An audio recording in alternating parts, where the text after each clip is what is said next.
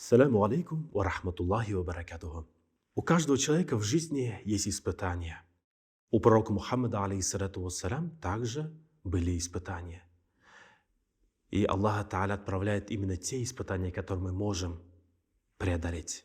Изучая жизнь пророка Мухаммада, алейхиссалату вассалям, мы можем увидеть то, что в его жизни в один год было очень много потерь. Его любимый дядя ушел из этого мира. Тот, который его защищал, тот, который его покровительствовал. Его любимая жена, достопочтимая Хадиджа, радийаллаху анха, ушла в мир иной. Эта потеря тоже очень тяжело переносилась пророка Мухаммада, алейхиссалату вассалям.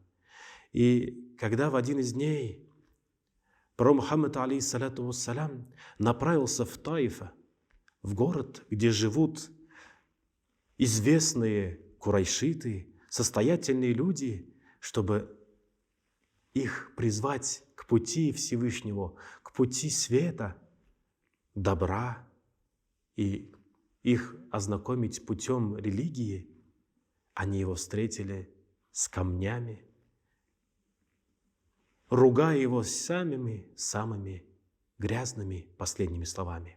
Пророк Мухаммад, алейхиссалату вассалям, был опечален этим состоянием, этими потерями.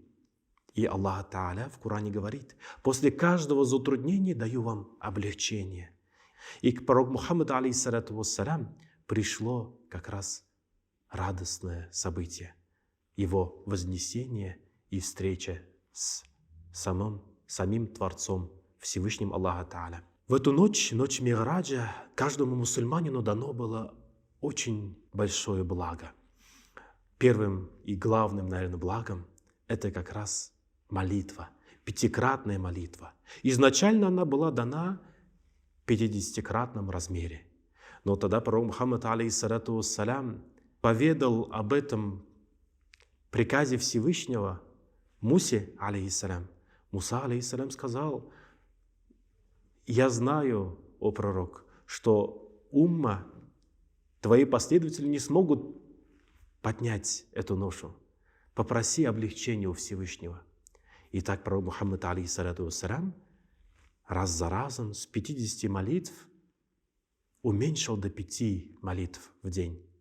Но, выполняя эти 5 молитв искренне всей душою, мы будем получать вознаграждение, как будто выполняли эти молитвы в 50-кратном размере. И пророк Мухаммад, алейхиссалату вассалям, сказал: если человек искренне, со всей душою, всем сердцем будет выполнять свою молитву, то эта молитва будет встречей со Всевышним. Эта молитва будет для него ми'раджем, то есть общением с Творцом, Всевышним Аллаха Та'аля.